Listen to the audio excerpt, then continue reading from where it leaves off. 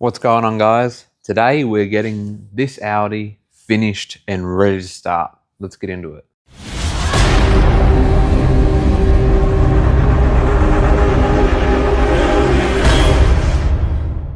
Okay, so I have gone a little bit ahead and started the pipe work.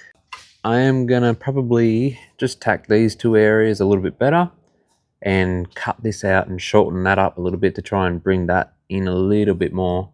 So let's get all this tacked up and then done, and then the other side shouldn't be too difficult. I ended up taking that little piece that I had before and using it on the other side, but this side should be a lot simpler.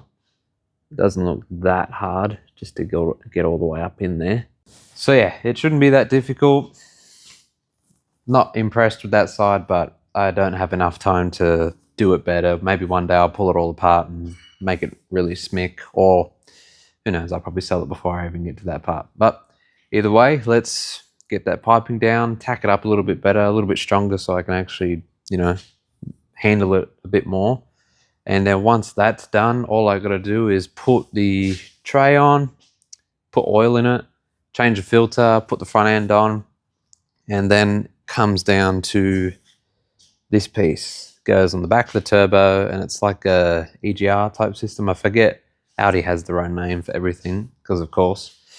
And yeah, I have to try and get a line that fits this and make an adapter, and it's going to be a little bit painful to do that part, but let's get it ready to start either way. So let's get into some piping.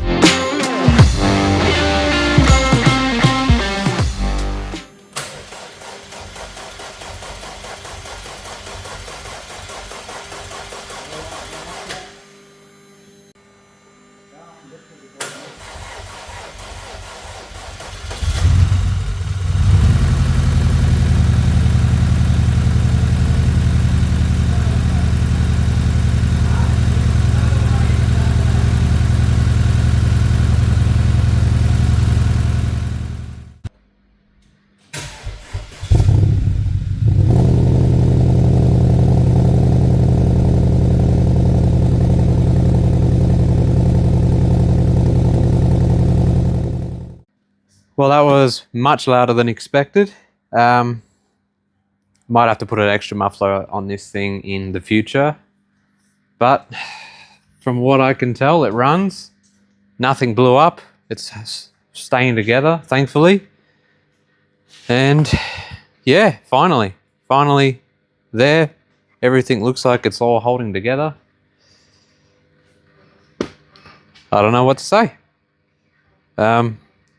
In the next episode, or next time we see this car, we should be driving it and seeing how it goes, how it sounds, and seeing if it's actually worth doing an intercooler downpipe and all that. But till next time, see you guys.